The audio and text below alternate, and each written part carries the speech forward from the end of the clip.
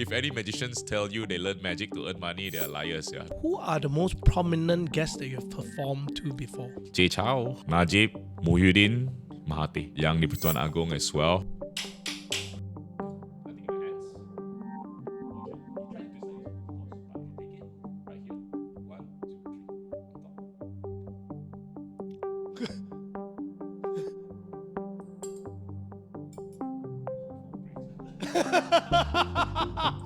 What was the most highest paying show that you've done before?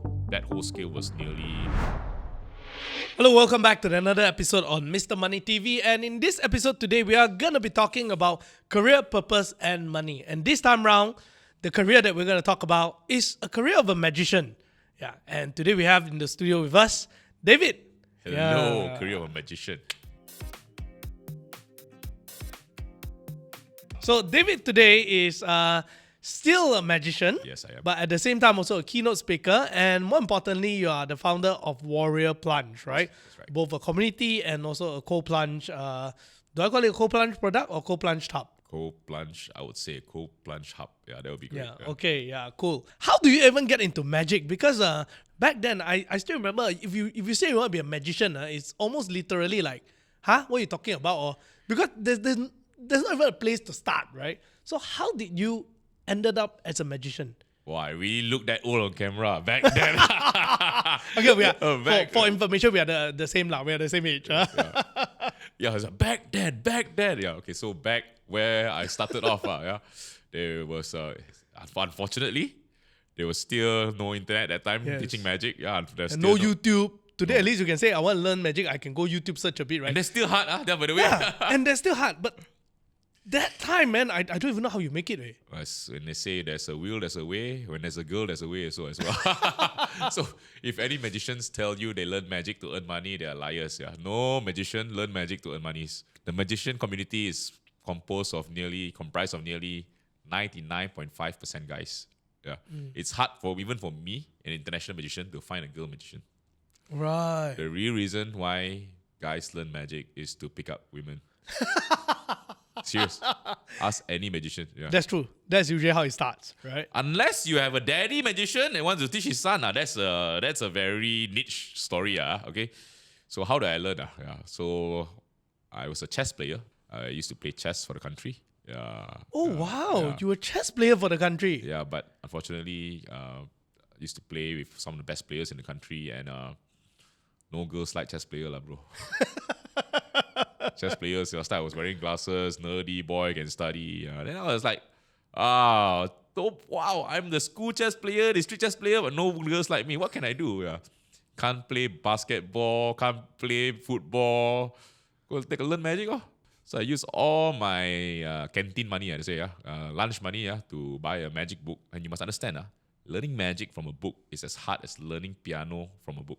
That's I give you the levels of it. Right. It's like looking at a piano, looking at a book, and learning how to play. It's the same like magic. You take a deck of cards, 52 cards, you look at the book, you're trying to read the instructions. It's crazy. Yeah. Try to hide the card behind your sleeve. Like, Yeah, how where's does the it sleeve? go? Well, my Where- sleeve is where- shorter.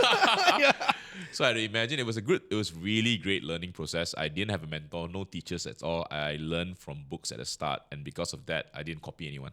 It was tough, right? Because you can't really see like what the end product really, really looks like. And number two, also subsequently, you definitely did very well. Along the way, did you actually get any mentors? So the crazy thing is that I never had a magic mentor since the start. I had a business mentor, a life mentor, the person that actually turned, for example, take for example, that time was now it's Tea Life. I don't want to say the previous name. Yeah, so you took something like even bubble tea, you can make it into an empire. Yeah, I see that time of close friends. You take something like even blogging and make it into an empire, like my friend Tim. I think so. We have friends like this. You say, hey, magic also you can make it into an empire, and that was the belief. It Right. wasn't about the results. It was all about the belief. And when you are mixing around with people that turn small things into a multi-empire, you have that inner belief that you can. Right. Yeah. For those who are watching this and you if you are unfamiliar with some of the names that was being spoken, I think T-Life, everyone knows who he is. Ryan. Right, yeah. And for blogging, I think who you're referring to will be Timothy Timothy, Tia. right? That's right, Yeah, yeah. Timothy Tia. So for those of you who were pre-YouTube days, people will definitely know. For people who are today, like I was talking to my camera guy here, those were the blogging days, right? Yeah. And actually what you all do not know is that David is one of those early days OG influencers. Yeah. OG influencers. Ah. Man, this podcast makes me look very old. No, Right? in the internet years, after 2 years, it's old lady. Oh, yeah.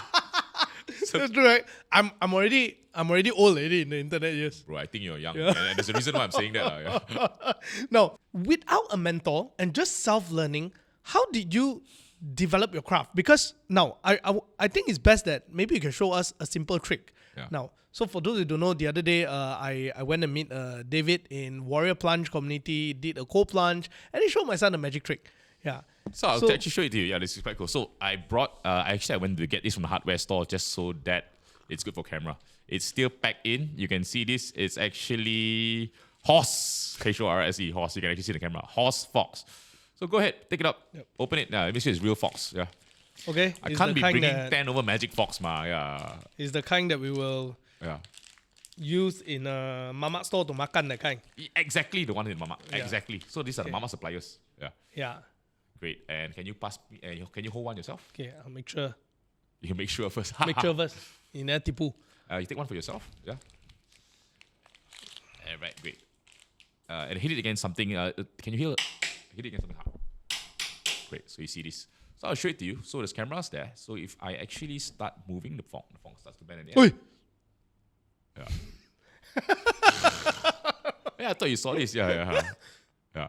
Okay, I took out my watch just now. I'm wearing a watch, but I'm not using anything in my hand. You can see, yeah? Yeah.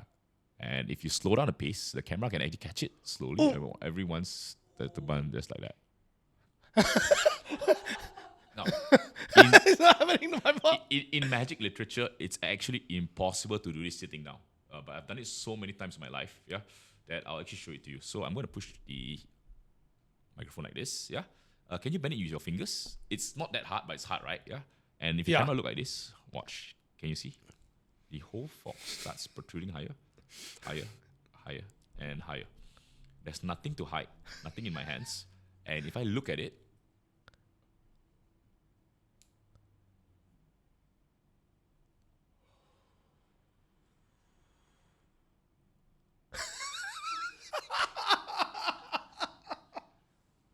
bands just like that. Yeah.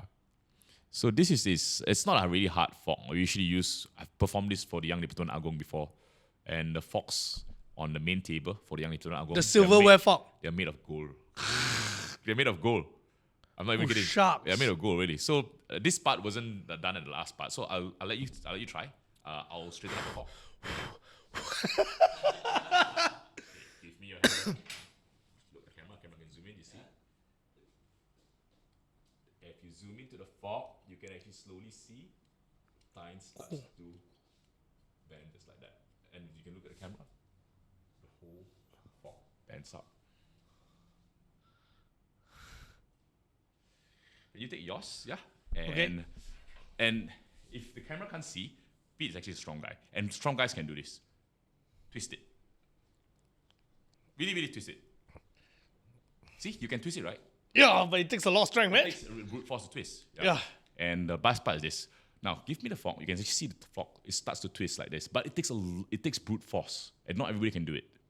Now, put both hands like this. Okay, this is the best part. The camera can look into his face. And nothing in my hands. Watch, yeah. He tried to twist like this for brute force. But if you take it, right here. 1, 2, 3. On top.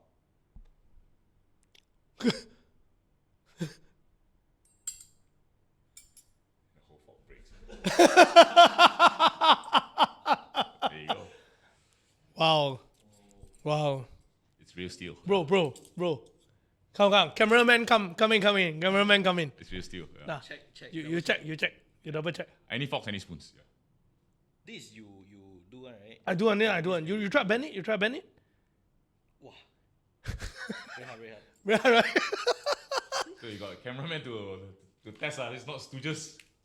My goodness. Okay. So thank you very much for performing that. For those of you who do not know what happened was that David showed this to my son. And for the next few days, many of the fork inside my house were all bent. So it's a normal occurrence for kids to actually go bend their own forks. Yeah. So for what he did is he bent it like that. Oh, but I'm very grateful that he liked it. If not, he wouldn't bend it. He liked it. He liked Uncle David. His son was crying. Yeah, crying because it was a big event. There was a lot of people. But okay, let me show something. So I did some magic. He calm down. Yeah, it was quite cool. Yeah, he was so happy. Yeah. Anyway, thank you very much for the performance that day. Now, what we are seeing here is it's not low level magic, it's high level magic. Right? It's high level magic. And when we're talking about this, right? Okay, in my opinion, high level lah. I don't know what lah, but how can you do it without a mentor? That's my question. I mean, if I really had a mentor, by all means, I'll credit the mentor. Definitely. I mean, I'm on camera right now, right? I mean, it's quite crazy if I don't really credit my mentor. I never actually had someone teach me magic. And I'm thinking really hard right now so that I don't actually discredit anyone. Yeah. But everything was learned from me looking at people perform, me reading books. And although it was extremely hard, the learning curve was maybe twice or thrice as long. But that taught me how to learn. It didn't teach me just magic, but it taught me how to learn. And because of that kind of hardship, that prepared me for the real world. Because I'm going to tell you that as good as you are in magic, there are not many successful magicians. There are not many successful magicians. Right. I wouldn't call myself a success, but I would say that I was one of the ones that actually managed to make it into something, a living, a profitable living. That's the word to use. A profitable living, with magic. Yeah. Who are the most prominent guests that you have performed to before? That transcends. So we can even go by categories. Jay Chow, entertainment-wise, Muhyiddin, Najib, Badawi, Mahathir. Yeah, that's political-wise. Yeah. You mentioned about Yang di Pertuan Agong last time as well. Yang di Pertuan Agong as well. I mean, for royalty side, I wouldn't already mention, royalty side I wouldn't mention. But I think international celebrities, Chowker, Gary Chow, Right. Because they all come from concerts, then I perform. All the Grasshopper, the Hong Kong artists, all that ones will come there. Yeah. I mean, in Vegas, Matt Copperfield, Chris Angel, everybody else. I mean, the whole magic world. Yeah. I'm very, very blessed that, as I always tell this story in my keynote, is that when you're younger, you see Chong Wei or Lin Dan playing. And then after maybe, how many years? After 12 years, which is realistic, you actually play with them. Right. That was kind of the feeling I had. Yeah. Very, very grateful. What was the most highest paying show that you've done before? I can tell. So there are 3 categories to this as well. A leisure show, that's out off the cuff, impromptu, which you get tipped. A private show, which is in the house, and of course the productions. So the highest one is the production. So every single production in Genting Highlands, magic production in Genting Highlands since 2011 is produced by my company. Yeah. Wow. So every time, if you've gone to a big, large-scale magic show in Genting Highlands since 2011, it's definitely produced by my company. Yeah. Oh. But it's also because it's a 1-year contract. That whole scale was nearing 3 to 4 mil. Yeah, but it's a 1 year. It is a 1 year daily show. Yeah. So obviously, I see. That's pricey because it's at a casino. It's their in-house show. The surprising one is one day at the club, I performed for a Hong Kong businessman. And after performing already, they're asking, hey, this guy's a celebrity. And I did the exact same thing, the forks, the spoons, like that. It was about a 5-minute show. After finish, he took a note, he put it in my hand. I said, no, I don't tip, no tip. So I was doing okay with it that time. I just put it in my, he insisted. And I put it in my pocket. After that, I drive back, take out the money, it's crumpled up. 10 grand sing. 10 grand sing. You know there's a 10 grand sing, right? Yeah. 10 grand sing note. At first I thought it's a sham, like that time is 2.8. Yeah, 2.8 or 2.8. I said, no lah, this.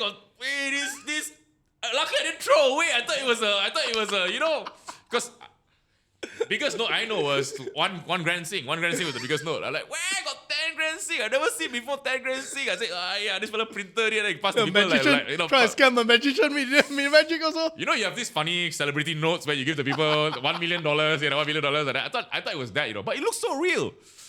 When the money changer, So it's premium. There's only a few Correct. release notes. Yeah. When? It was 30 grand, man, for 5 minutes. Yeah. For those of you who do not know, there's actually a 10 grand sing note, and it's limited printing only. It's very hard to get. For people who usually get it, they get it for a certain specific reason, and you got to pay more than 10 grand to get it. Yes. Yeah. So it was 2.8, but I got 30 grand for the whole note. Yeah. It was really crazy. Yeah. So the story was that he insisted me to perform. Yeah. I said I don't want any tips. I just come in like that, and yeah, I think that was one of the biggest tips ever. Right, so it's quite real. Sometimes you hear like stories from people like Russell Peter or this kind of a comedian. They say they go to even Saudi, they perform, and say perform. The guy will just remove his patek, just give it to you. Somebody actually sent me a motorcycle. So after I performed properly, the person really liked it. I can't say who, yeah, but the person sent me the motorcycle to my house Send a motorcycle to your house. What kind of motorcycle? with a number plate WF5. The So it price wasn't of it the wasn't plate? about a motorcycle. It was about a number plate. So at first I thought, why the fella want to send me a Yamaha motorcycle? Yeah, just so that the audience don't get clouded by the stories. There is a way to actually perform to that. Yeah, meaning that when the clients like it, they want to top up your pay. And I genuinely did. And I genuinely, there was no intent for me to decline. Just so you know, I like for example the tipping that one. I didn't want any tips. I said no payment, please. Yeah, the fellow want to buy because I was seated the other row. He wanted to buy my sofa. Yeah, okay, with the drinks. But because I was with partners that time, I said no, you buy over there. Very very funny. So I took it over, and because of how we treated the situation, that's the reason for Right. that was the remuneration. Yeah. Right, I Yeah. see. It wasn't because we wanted it or whatever, or the show was great, but it was how you treated the situation. I noticed that many magicians, or not many actually, will have a Sendrian Bahat that runs magic show. Like for example, for Genting. Does it mean that you actually do have hiring for magicians? And you train them and then teach them how to perform so that they can run certain shows like that. How does it work? Let me lay it down here as a person that's been in the industry, as a person that actually produced international shows, who have worked with some of the best magicians in the world. Doesn't matter how skillful you are. The number one skill you need to learn in magic is how to sell. Wow. It really doesn't matter how skillful you are, whether you can make the card appear in his ass or it really doesn't matter. I'm going to tell you that really, yeah. I've known some of the best magicians that I know who went broke. And that applies to anyone, right? From Mike Tyson to anyone else as well. Yeah, but yet still they went broke because they had no shows. Yeah. It's really how to package, how to sell, and how to actually make yourself being seen in the right audience. Yeah. It is said already. If you have a great show, you perform for birthday parties, that's how much you're gonna earn. But if you perform for a crypto company launch with the CEO giving you a testimonial, and you go and monopolize all the crypto companies during their launch, you're going to earn in 1 year what you earn for 100 years. As I said earlier on, if my productions was done at shopping malls during Chinese New Year or during during Christmas where they need the productions, I would have never been able to change my car to that car at that age. Yeah, that age, I say, now they don't care. Okay, nowadays, I don't care. But the thing is that, why I say that is because I went to a casino that need an in-house show. That the priority is not to fill up the shows. The priority is to have an in-house show so that people bring their families to the kill to enjoy the casino. So when you have that takes the heat a lot off me, you get what I mean? Yeah? I can produce the shows based on my own creativity. There's not so much restrictions. Yeah. And with that show, I could duplicate that show and sell it to other casinos worldwide. It's all about how to sell. The story is that, just very quick one. So the story is that I was actually the resident magician in Genting prior to producing shows. You can speak Mandarin, right? Yeah. Yeah. So my Mandarin is 6 + 2. Cannot at all that time. So I hired a translator to come up with me to Genting. Yeah. Genting, I'm a local guy. I got a translator. Can you imagine that? It's quite crazy. A local Chinese guy with a translator on the stage. That's how much balls I have that time, yeah. And perform magic in Mandarin. You know how many shows a day? 5 shows a day, 7 days a week.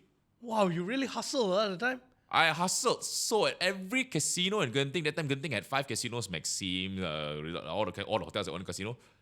They have small stages there. I perform 5 every stage there for nearly 45 minutes, 5 times a day, 7 days a week. How much do you get paid at a time like that for one show?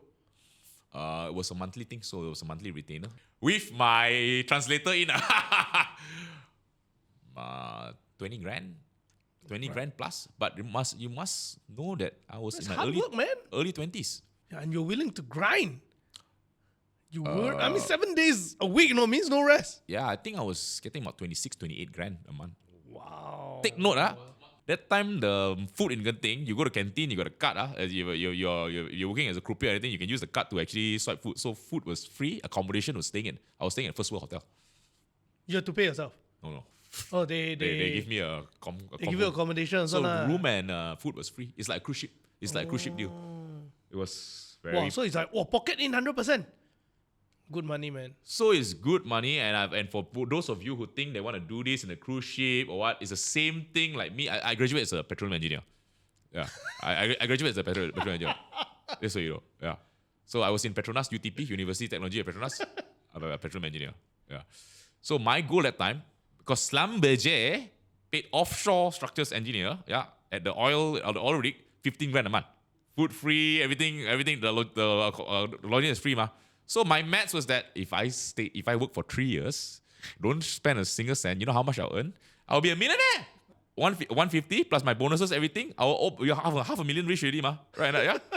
Yeah, at the same time, invest a little bit. I'll be a millionaire by three years. Yeah, if I can earn 15 grand a month.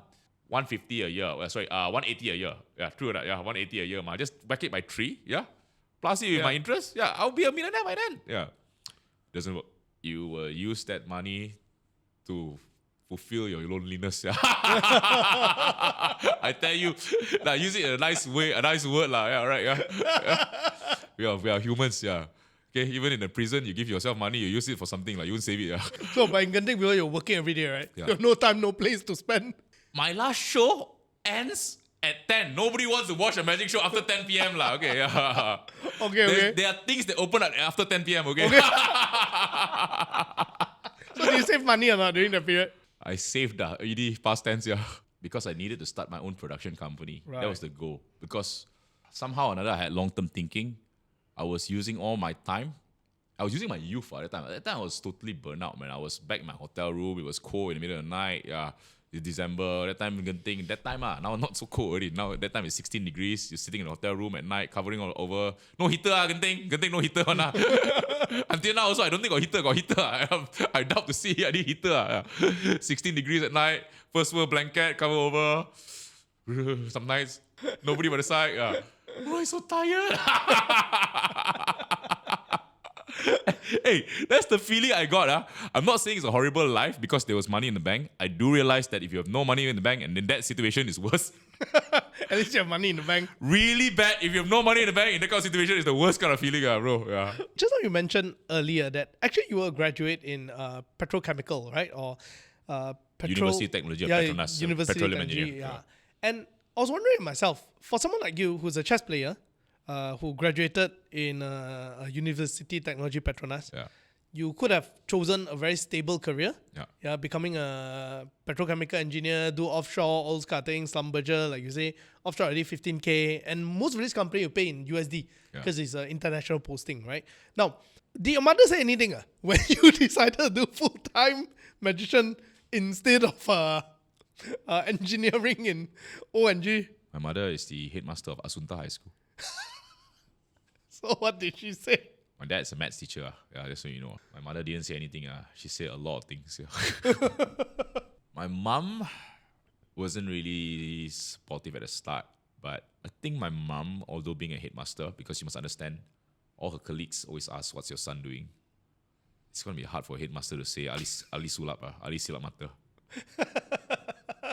So when I still remember when I was doing magic in school, my mom asked me, "Hey, my colleagues ask you to stop a little bit, Hey, cause the headmaster's son doing magic, Cut down teruk, cut down teruk, is in Malay, means it's gambling. It's gambling, First thing is cut down teruk is gambling, Nobody brings cut into school, then give the excuse, I bought magic. That's a cover up.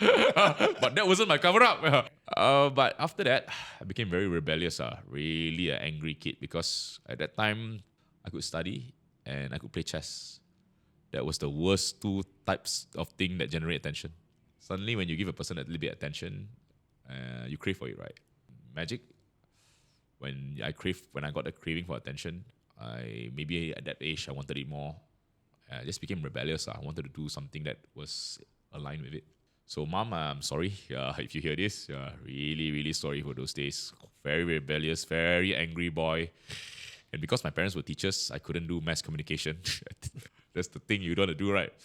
Mass communication, marketing, advertising, magician, ma. You think you're the most creative guy in the whole class, yeah. Went to do engineering with a scholarship, yeah.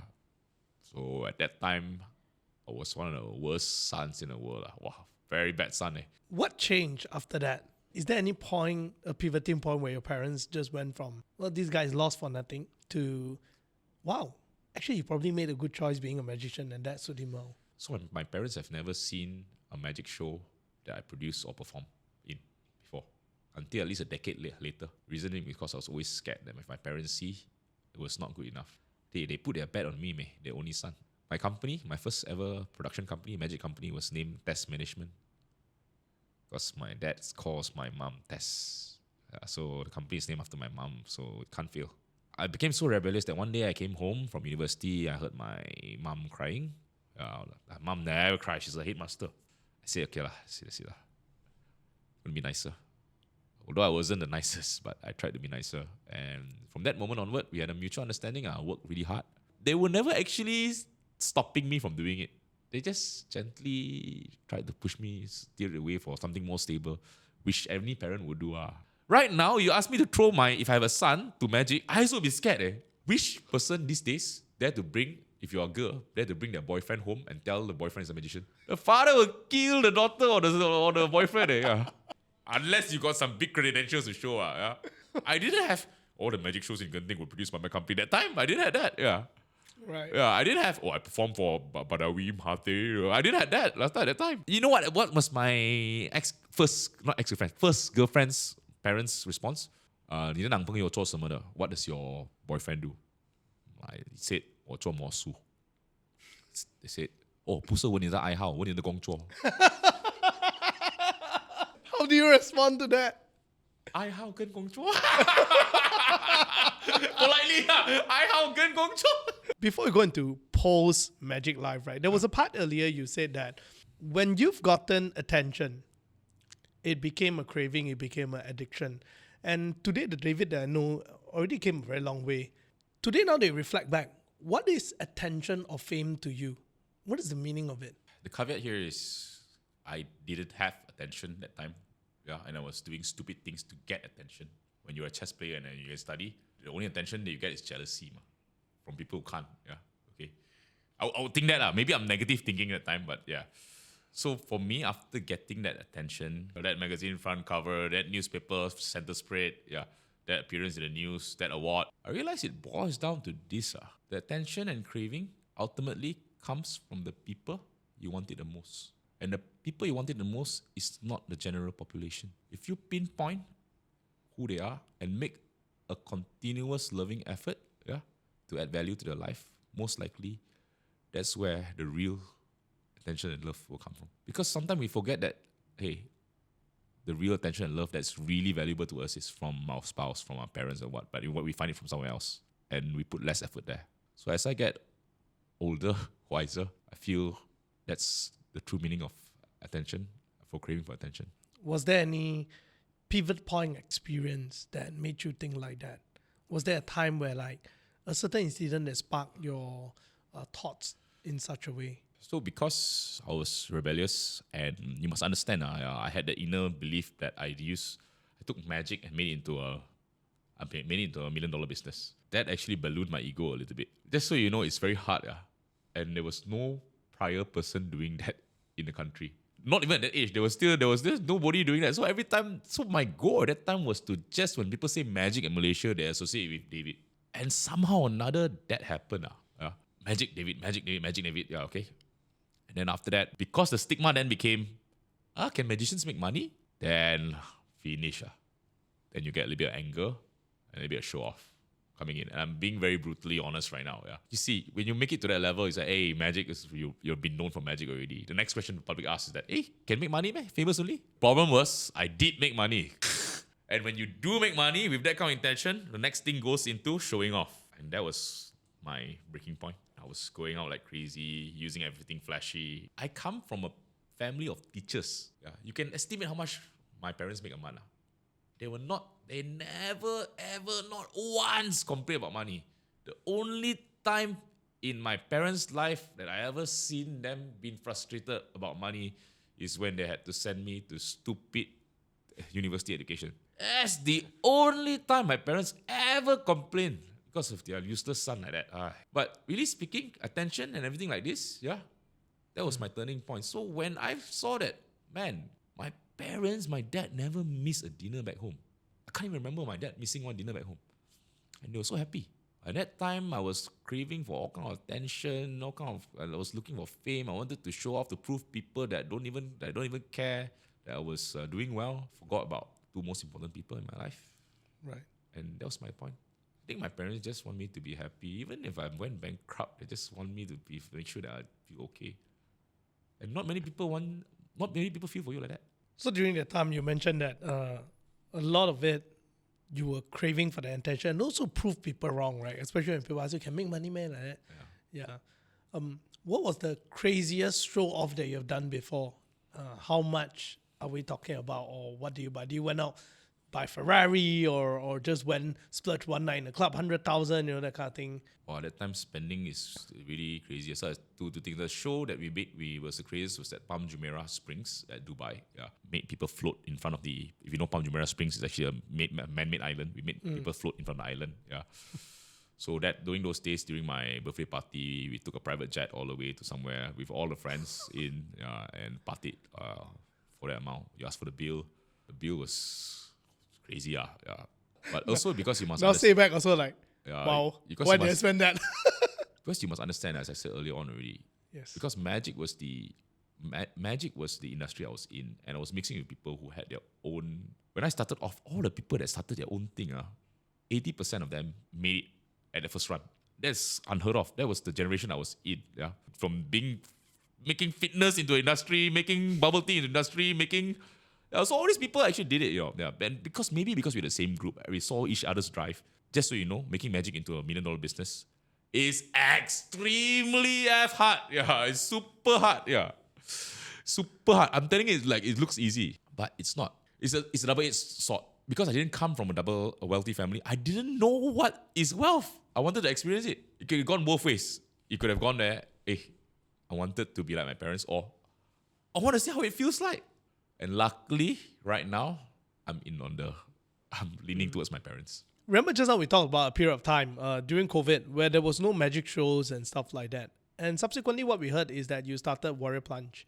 The David that I know after this period of time, and I know you through Plunge, through Josiah, it's a very different version of David. What got you into Plunge? And was it Plunge that changed your life, or because you changed your life, that's why Plunge? I started Warrior Plunge, or kickstarted the Plunge community in 2021. So I had a major crisis. I went into, for the first time in my life, after going through so many hardships, first time I went to depression. I was very shy to tell that at first because last time my motto was, no pressure, no diamonds, baby. Yeah. Do the hard work. Yeah. And when I finally actually encountered it, oh man, it was horrible, man. I thought that I was a tough nut, a tough cookie. Me being a tough cookie, turning something this into...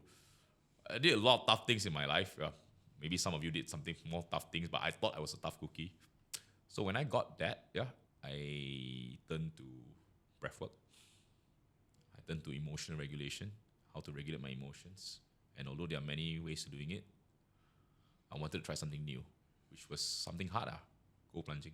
And the reason why I plunge was because my thoughts were messy during 2021. Yeah. That time business was closed, lost someone I love. When I went into the plunge, I had 2 to 3 minutes of peace. Everything was already painful. Everything was already havoc. So I treated the plunge like life itself, chaotic. But if I could calm my mind, and the only thing I could focus on was breathing in the plunge, for the first time, those 3 minutes were just space. when I started telling my story, I realized that a lot of people have their own stories. A lot of people, all of you actually have stories tougher than mine, but you're not just not willing to share it. Believe me, when I started sharing my story, to start sharing the story was tough as crazy, man, because I thought everybody would look at me differently. Oh yeah, David stay at home because he's emotional. Like, no, it's not that. Actually, everybody falls down. It's just how fast they get back up. Whether or not they're willing to share is a different thing. Everybody has that kind of bouts. At least everybody I know. Yeah. And that's what happened to me in 2021. When I started off, 2021, there was no brand. It was every week just co-plunge events, inviting friends to try it out. And my friends know me for who am I. They know David just wants to share this. When you share something that people come back again and again because of the community, and when you actually meet people that come to the co-plunge are rarely people that are just no issues. Rarely, I say this. Yeah. These days, people come for the community. But in the earlier days, it was more of a therapy session as well. Community, because these days, community is very sexy. Yeah. Well, those days, I had two best friends, Khan and Suan. You're hearing this? Only Suan turned up. Yeah. Even my best friend said, stomach pain. Yeah. But it wasn't easy. And then when the community started kickstarting, people just wanted to meet more people. Because look, if you go to exercise, that's why running clubs are so popular these days, right? Because you run in a group and you meet people. Finally, you get to meet people in a healthy way. Do something fun together as a social club. And that's how the whole thing kickstarted. Can you share with us some of the stories that you've seen? Because I've been there once for your co-plunge community. I noticed that there were actually quite a lot of inspiring stories. People who, through co-plunge, managed to kind of sort their life out a bit, or either managed to find that little piece, right? Can you share with us some of these stories that you've encountered? Oh man, a lot. I mean, so we do also breathwork classes, and for me, because these days, so the community right now is quite popular. Yeah. Yes. Quite popular. And I say this because I was walking in Bangsar Shopping Centre. It was a coincidence. I was walking on the escalator. Suddenly one guy, hey, you're the co-plunge guy. Wow, co-plunge guy. Then after I went to eat. Somebody walked past the dome. Hey, how do I join co-plunging? I don't know who these guys are, Yeah. And these are things that I would never expect it to just bomb within a year. Some of the stories I got is the first thing co-plungers do is that it has a hard reset in your system. A lot of people these days, especially the youngsters, do not do something hard for themselves. How many of you here run the 42-kilometer marathon? How many of you here actually stick to a 30-day fast, intermittent fast? Maybe 1-2 days, but no. Hard things are hard to do these days. Last time too, but these days many people don't do it. But when people start doing something hard for themselves, what do they feel? Progress. And I've seen the story of a woman that couldn't sleep for so long because her mind was so messy. She went to the plunge. After she came out, she just cried. And she had the best sleep of her life. I've seen guys, with so much anxiety when I started giving the talk, they couldn't look at me like this. Just couldn't look and I understand. I understand that person was just facing so much anxiety inside. I approached him differently, let him do the co-plunge privately. And he came back again. That became one anchor in a day to just reset himself. You need just one anchor in a day to reset yourself so that you're ready for the day. And that became his anchor. And mind you, I'm saying this, if anybody wants to do the co-plunge or come for the class and you have issues, there's no payment. Come on, if I charge you 20 ringgit, I want to earn 20 ringgit from you, man. There's no payment. Sometimes they may charge a little bit of a commitment fee just to make sure you turn up. Because the ice got cost. But it's a very small amount even if it's being charged. Seriously, if you really have something, just tell me. The last thing I would say is need to pay. I can tell you one thing. I have not paid. No, but I've not paid. My team also has not paid. But generally speaking, if you're friends with me, I'm going to say that you rarely pay unless you actually know my phone number, so now you know already. Yeah, really, because if you're friends with me, almost all of my friends have done it, except one only. The Kaan, Even he did it before. I did it more than twice once. In a day. He did it more than twice once. in a day. I'm so happy, And that's also maybe my hindsight of why the community grew. Because I do it with a really genuine intention of showing people that if you do one hard thing a day, or if you actually commit to one hard thing, your life does get better. Yep. So maybe I'll just share a little bit of my experience of doing that cold plunge. And then as we wrap up, we'll move on to the next session, right? For those who don't know, if you actually read up more about it, you'll notice the cold plunge does have a lot of scientifically health benefit, right?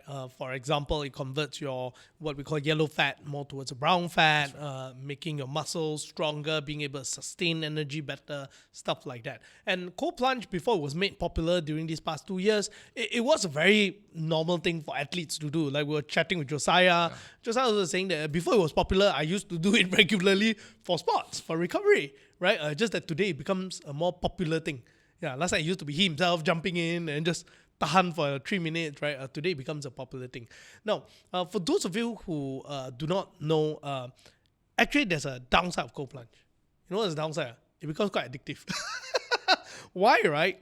Because like what you were saying earlier, when it gets really hard and when you come out, actually there's a whole sense of dopamine release as good as you run a 42-kilometer marathon. Exactly. Yeah, and sometimes I think the philosophy behind it is like what you say, you know, when you feel defeated, when you feel down, you have that one thing that made you remember that you are actually more than what you think you are.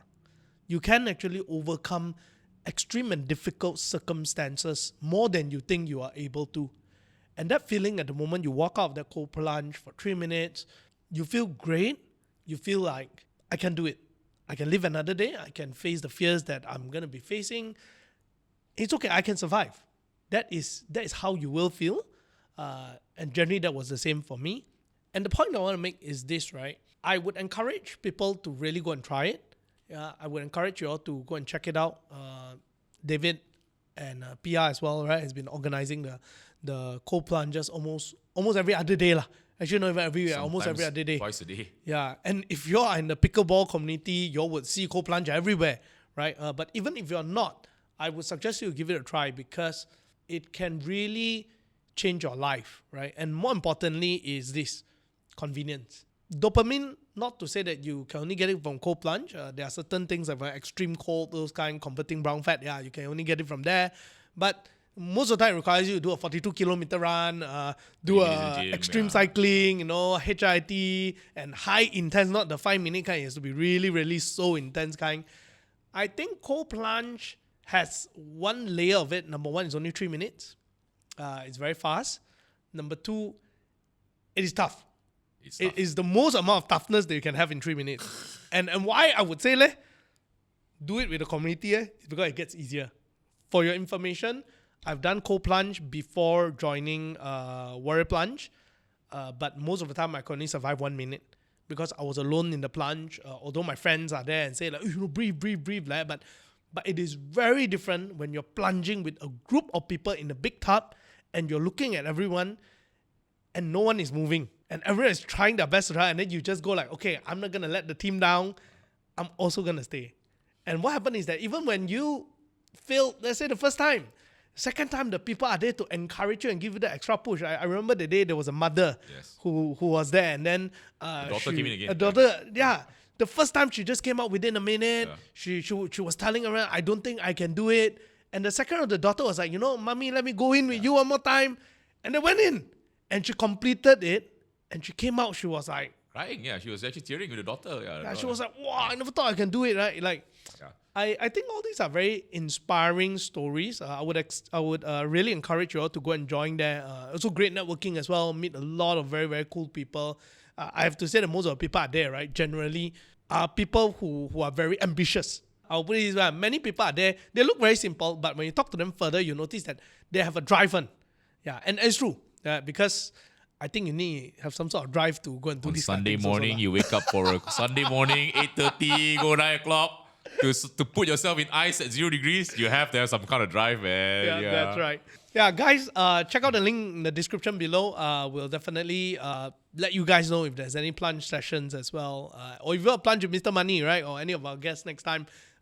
Do right now in the comment. Maybe we can organize something like that. Anytime, bro, for you. Anytime. We can put one plunge here also as well. All right. Can you maybe share with us to sum up your whole journey thus far? What is the one word that you will use? I actually just came back from a retreat yesterday, and the retreat was supposed to be a self-improvement retreat, and this was the question that came out. So between both. Yeah. Actually, I'll just still pick grit, Grit.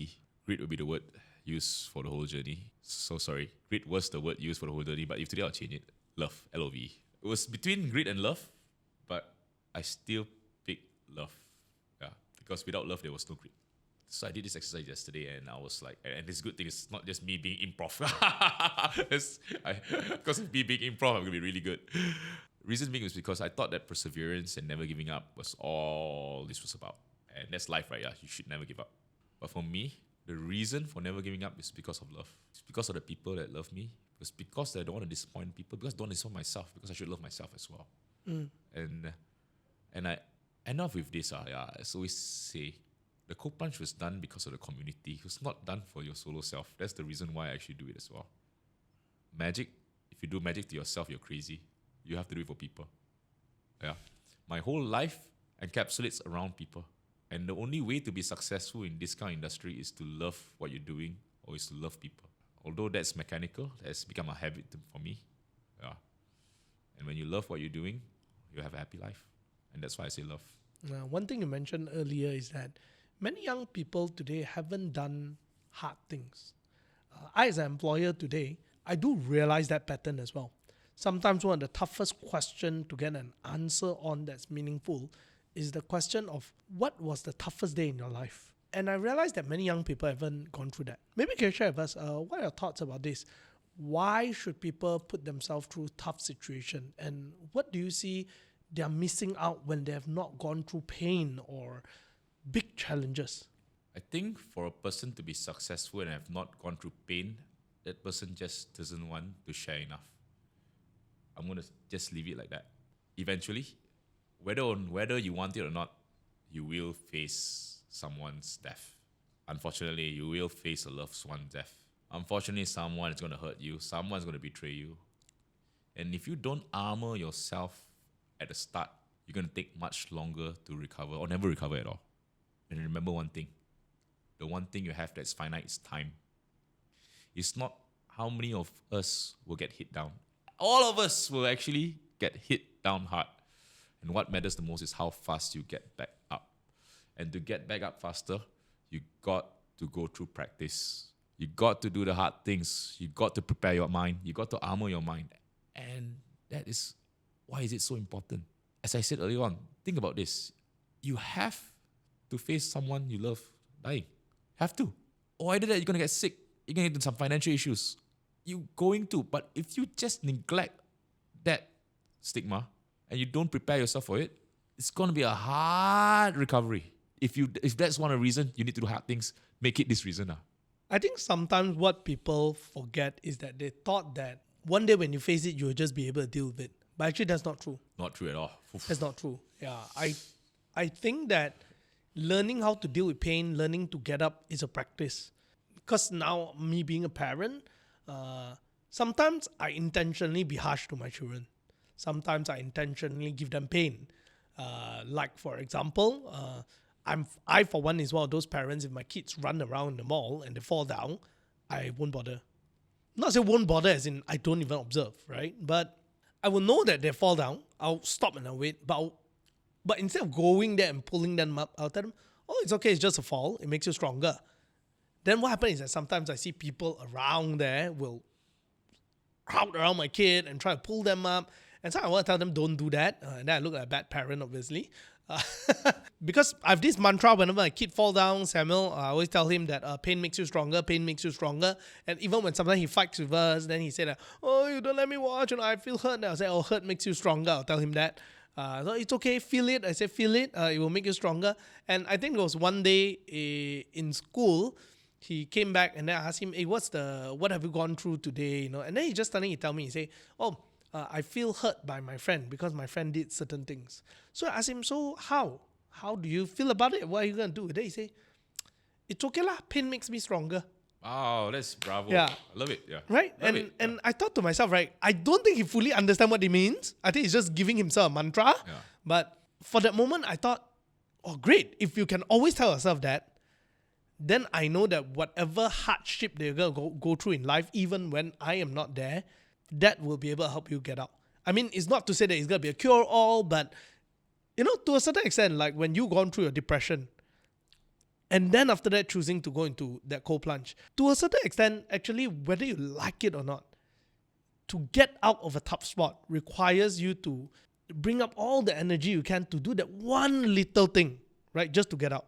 And sometimes I think when we do not instill that ability since young or either later in life to actually force ourselves to do something that we don't want to, it's going to be tough to get out of whatever tough situation. Absolutely agree. Yeah, because although massive action is the cure for all, taking that first step sometime without habit is hard. Yeah, that's why I can imagine like now you every day go and plunge. So that I never lose momentum. Oh yeah, you know that Navy SEALs, right, actually make their bed for the same reason? Most likely. Yeah. So I was watching this talk some time ago, it got very popular. They said that at the end of the day, it's about coming back to The some... basics. Joko will COVID. Yeah. Now, the whole thing is that, but you start with doing something that you don't really want to. And that gets you, it kind of makes your ability to tolerate much stronger, right? So it's this little bit of things that actually accumulates up so that when you face a big danger and the big challenge, you are able to stand up once again. You came from a background where literally making a career in magic is actually impossible. Why do I say that? Is because, number one, you don't even have a mentor. I mean, even if you intentionally want to find one, it's super hard to find. It was very hard those days. So Yeah. I couldn't find one. Even today, it's very hard to find. You don't even know where to start. The whole industry is like a black box. You don't even know how to actually go about it. I believe there are people out there who actually are the same, who are actually looking at certain careers and they're thinking to themselves that maybe whatever I'll do is impossible. People have been telling me that it doesn't work, right? Or I may end up disappointing my parents, whatever not. Maybe it's the time that you give them an advice. So I recently, about 3 weeks back, there was these parents that sent me a message. Benedict, hey, my son Benedict became a magician because of you. And luckily, it ended off with love. It wasn't, hey bro. It wasn't an angry message. I read it slowly, my son Benedict. And I was truly touched, man. A person became a magician because of me, Even I today, it's hard for me to recommend someone to be a magician. So if you're doing something really, really tough, and nobody believes in you, or you think nobody believes in you, and you want to make that into a passion or career, know this, it's the process. Don't focus so much on the results. It's the process, especially if you're younger. If you fail in that, it's all those learnings that's going to propel you up. Don't be scared of the results. Don't aim for the results. Aim for the process. And I know it seems so hard right now because all you want to do is to prove yourself. But remember this, the more you learn right now, the bigger advantage you have. And nothing's going to stop you in the future if you learn as much as you can right now. Last one is for people who are struggling with depression. Since you had that experience of struggling with it and getting out of it, I think there are many people out there who are watching this show as well. Some could be struggling with it. Some could be at the borderline of it. What will you say to the people who are dealing with their own demons, who are dealing with these emotions? Oh man, I'm going to say this from a perspective from a person that actually just didn't want to do anything, felt so bad inside, thought the whole world was crashing down. And whatever I say right now will not be helpful. Yeah, really. I look at so many things. But there was one advice that helped me a lot. When you're in this kind of state and you don't know how to get out, the best way is to do something for someone. Put your focus to someone else. Be kind to someone else that has issues. Every one of us has a friend that needs help. Find that friend if you're in this state.